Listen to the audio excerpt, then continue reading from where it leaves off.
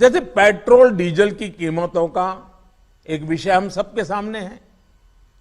देशवासियों पर petrol diesel की बढ़ती कीमत का बोझ कम करने के लिए केंद्र सरकार ने एक्साइज ड्यूटी में कमी की थी। पिछले नवंबर महीने में कम की थी। केंद्र सरकार ने राज्यों से भी आग्रह किया था कि वो अपने यहां टैक्स कम करे और ये बेनिफिट नागरिकों को ट्रांसफर करे। इसके बाद कुछ राज्यों ने तो भारत सरकार की इस भावना के अनुरूप यहां टैक्स कम कर दिया, लेकिन कुछ राज्यों द्वारा अपने राज्य के लोगों को इसका कोई लाभ नहीं दिया गया। इस वजह से पेट्रोल डीजल की कीमतें इन राज्यों में अब भी दूसरों के मुकाबले कहीं ज्यादा है। ये एक तरह से इन राज्यों के लोगों के साथ अन्याय तो है ही, साथ ही पड़ोसी राज्यों को भी नुकसान पहुंचाता है।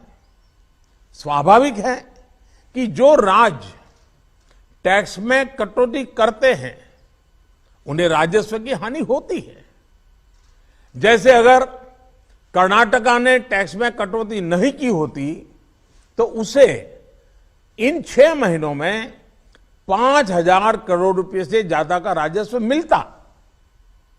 गुजरात ने भी टैक्स कम नहीं किया होता तो उसे भी 3,500-4 हजार करोड़ रुपए से ज्यादा का राजस्व और मिलता। लेकिन ऐसे कुछ राज्यों ने अपने नागरिकों की भलाई के लिए, अपने नागरिकों को तकलीफ न हो इसलिए अपने वेट में, टैक्स में कमी की पॉजिटिव कदम उठाए। वहीं गुजरात और कर्नाटक के पड़ोसी राज्य ने टैक्स में कमी न करके इन 6 महीनों में 3,500 करोड़ रुपए से लेकर के 5-5.5 हजार करोड़ रुपए तक अतिरिक्त राजस्व कमा लिया। जैसा हम जानते हैं कि पिछले साल नवंबर महीने में वैट कम करने की बात की थी, सबको मैंने प्रार्थना की थी, लेकिन कई राज्य, मैं यहां किसी की आलोचना नहीं कर रहा हूं, मैं सिर्फ आपसे प्रार्थना कर रहा हूं, आपके राज्य के नागरिकों की भलाई के लिए प्रार्थना कर रहा हूं। अब जैसे उस समय 6 महीने पहले कुछ राज्यों ने बात को माना, कुछ राज्यों ने नहीं माना। अब कई राज्य जैसे महाराष्ट्र, पश्चिम बंगाल, तेलंगाना, आंध्र प्रदेश, तमिलनाडु, केरला, झारखंड, किसी न किसी कारण से उन्होंने इस बात को नहीं माना और उनके राज्य को, नागरिकों को बोझ कंटिन्यू रहा।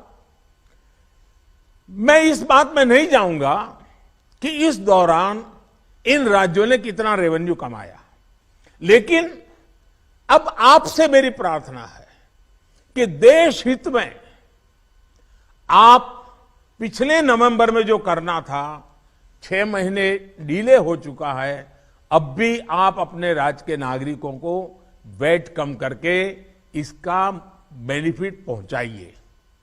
आप सब जानते हैं कि भारत सरकार के पास जो रेवेन्यू आता है उसका 42% तो राज्यों के ही पास चला जाता है।